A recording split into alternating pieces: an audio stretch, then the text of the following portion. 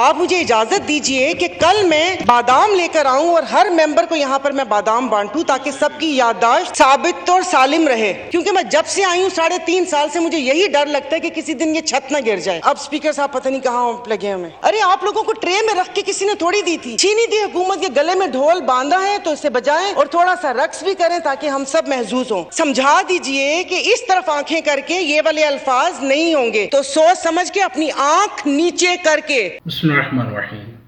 नहीं, सारा बानो ने ईवान हिला डाला। जब भी बोलती हैं कमाल बोलती हैं। हम आपको पहले ये वीडियो दिखाते हैं फिर से बात करते हैं। हमारे चैनल को सब्सक्राइब कर लें और बेल आइकन को भी प्रेस कर दें। जी शुक्रिया स्पीकर साहब, काफ़ी देर से आपसे टाइम मांग रही थी लेकिन आपने अभी वो दिया। सबसे पहले तो प्लीज़ आप ये रूलिंग दे दें, कोई इस चेयर का ये मेंबरान एहतराम कर लें कि कम से कम ये लोगों को आना चाहिए इस खाली उस पे, और उसके बाद फिर आप लोगों की ख्वाहिश ये भी है कि कोई कोरम ना पॉइंट आउट करे। तो ऐसा तो नहीं चल सकता ना। जैसे कि कहा किसी ने कि बादशाहत तो नहीं है, उनकी बी टीम भी नहीं है, कोई पॉकेट अपोजिशन भी नहीं है कि हम उनकी बात को माने।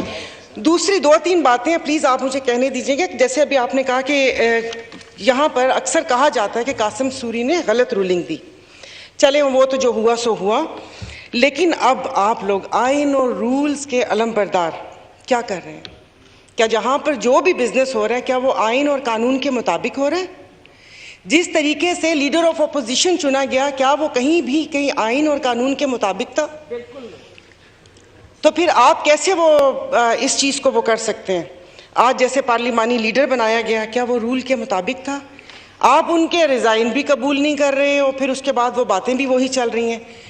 तो आज अभी मुझे ये बात करनी थी, काफ़ी सारी बातें डॉक्टर साहिबा कर चुकी हैं कि इतनी सी बर्दाश्त नहीं है। कल यहाँ पर कोई एक अपना कल्ला फाड़ कर कह रही थी कि खातून के लिए कि खातून की इज्जत होती है। तो क्या खातून की वहाँ बैठी हुई खातून की इज्जत है? यहाँ पर नहीं है। हमने ऐसा क्या कह दिया था? आप मुझे इजाज़त दीजिए कि कल मैं बादाम लेकर आऊँ और हर मेंबर को यहाँ पर मैं बादाम बांटूँ ताकि सबकी याददाश्त साबित और सालिम रहे। मतलब बात करते हैं यहाँ पर बजाय कि अवाम के मसाइल पे बात करने के बजाय कश्मीर की बात हुई, कश्मीर की बात करें। उनका ये कहना ज़रूरी था कि एक बोर्ड लगा हुआ है। मैं यहाँ पर किसी को डिफेंड करने के लिए नहीं बैठी हुई। बोर्ड लगा हुआ है, वो उसके साथ कश्मीर के साथ ये कर दिया वो कर दिया। अरे शादियों पे तो आप लोगों ने बुलाया था। मैं एक आम आवाम बन कर के बात कर रही हूँ, बिजनेस के लिए तो आप बात कर रहे हैं। यानी कि हम लोगों का क्या याददाश्त चली गई है? क्या हो गया हम लोगों के कि जो इन लोगों की बातें याद नहीं है? और दूसरा प्लीज़, ये बातें बहुत हो चुकी हैं। मेरे ख्याल में यहाँ पर ये कोई फॉल सीलिंग करवा दें, क्योंकि मैं जब से आई हूँ 3.5 साल से मुझे यही डर लगता है कि किसी दिन ये छत ना गिर जाए। लेकिन शुक्र अल्हम्दुलिल्लाह मेरी पहले भी सीट कॉर्नर में थी और अभी भी इस कॉर्नर में हूँ, तो अल्हम्दुलिल्लाह मुझे लगता है कि मैं बच जाऊँगी। कॉर्नर नहीं, बीच में से गिरेगी। और बाकी ये कि प्लीज़ आप कह दें कि जिस वक्त यहाँ पर बात होती है बहुत वक्त ज़ाया हो गया, सिर्फ आवाम की बात की जाए। पिछली चीज़ें किसको याद दिला रहे हैं? 3.5 साल हम वहाँ सुनते आए कि इन्होंने ये किया। एक सेकंड, आप अपना बिल जो बड़ा सोना बिल है तुसी ले आना वापस, तो वो यही सुनते हुए आए। तो अब स्पीकर साहब पता नहीं कहाँ लगे हमें। नो क्रॉस टॉक प्लीज आगा साहब, तो प्लीज आप अपनी वो क्या कहते हैं अवाम के मसाइल पर ही तवज्जो दें। और बार बार कहा जाता हमें हुकूमत ऐसे मिली थी। अरे आप लोगों को ट्रे में रख के किसी ने थोड़ी दी थी, छीनी थी हुकूमत के गले में ढोल बांधा है तो इसे बजाएं और थोड़ा सा रक्स भी करें ताकि हम सब महजूज हों। और प्लीज दोबारा इस किस्म का रवैया समझा दीजिए कि इस तरफ आंखें करके ये वाले अल्फाज नहीं होंगे। ये बात फिर असेंबली तक नहीं रहेगी।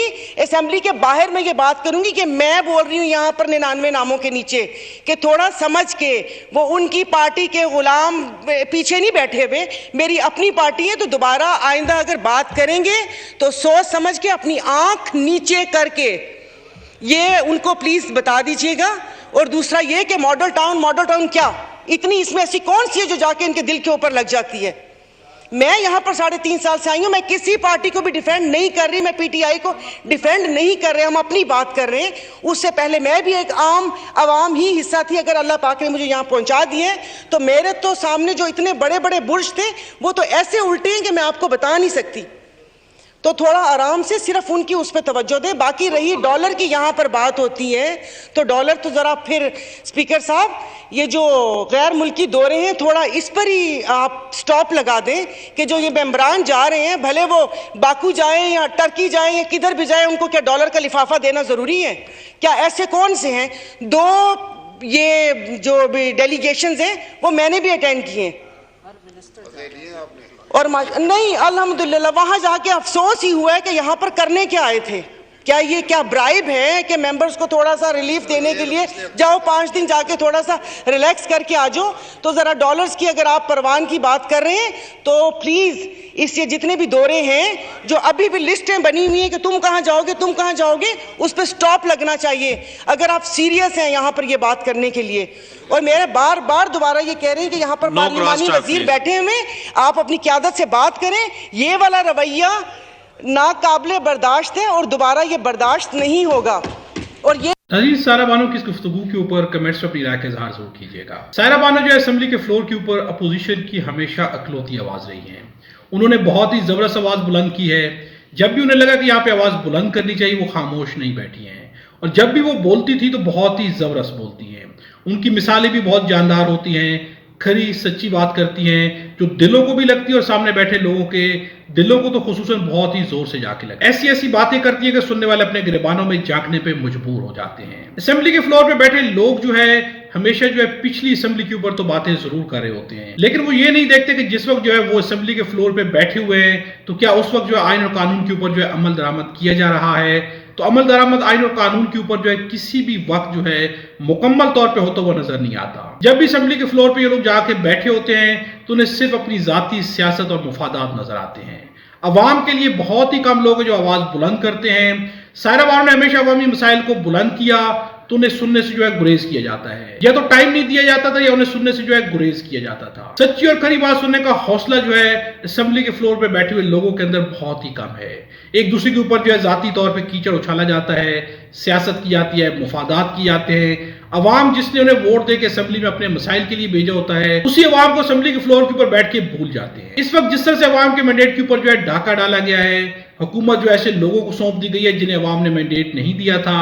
वो लोग जो इससे पहले भी आजमाए जा चुके हैं। 16 माह का इक़्तिदार अगर देखा जाए पीडीएम का तो पाकिस्तान का बेड़ा गर्क हो गया है। वही लोग जो इक़्तिदार की मसनद पे दोबारा आके बैठ गए हैं। अवाम के लिए अभी तक कुछ भी नहीं सोचा जा रहा, अवाम को सिर्फ ख्वाब दिखाए जा रहे हैं। आज भी सिर्फ और सिर्फ जो है सियासत की जा रही है और खुसूसन जो है एक ही पार्टी को जो है निशाना बनाया जा रहा है। पाकिस्तान तहरीक इंसाफ को अवाम ने मैंडेट दिया, उनका मैंडेट जो है उन लोगों के हवाले कर दिया गया जो कि इस काबिल नहीं थे कि इक़्तिदार की मसनद के ऊपर बैठ सकें। जिनके ऊपर अवाम का एतमाद ही नहीं है वो लोग इक़्तिदार की मसनद पर अगर बैठ भी जाएंगे तो क्या कर पाएंगे। अवाम की राय की अहमियत जो है सबसे ज्यादा है। अवाम की राय को किसी भी सूरत में इग्नोर नहीं किया जाना चाहिए। अगर ऐसा किया जाएगा तो अवाम का एतमाद उठ जाएगा, फिर न तो कोई असेंबली चल पाएगी, न कोई हुकूमत चल पाएगी, और न दोबारा जब इलेक्शन होगा तो हो सकता है अवाम अपना मैंडेट देने, अपना वोट देने बाहर ही ना निकले। ये एक बहुत बड़ी जो है अवामी बगावत होगी जब अवाम को उसकी राय का इजहार नहीं करने दिया जाएगा। जब वो वोट देंगे और उनका मैंडेट चोरी कर दिया जाएगा तो अवाम का एतमाद जो है हमेशा के लिए इन सियासतदानों के ऊपर से खत्म हो जाएगा। बल्कि न सिर्फ सियासतदानों के ऊपर से खत्म हो जाएगा बल्कि इस पूरे के पूरे सिस्टम से अवाम का एतमाद जो है पहले ही मुतजलजल है। तो अवाम का एतमाद जो है हमेशा के लिए इस पूरे सिस्टम से खत्म हो जाएगा, जिसके बाद जो है न तो रियासत मजबूत हो पाएगी और ना ही निजाम चल पाएगा। अपनी राय का इज़हार जो है कमेंट्स में जरूर कीजिएगा।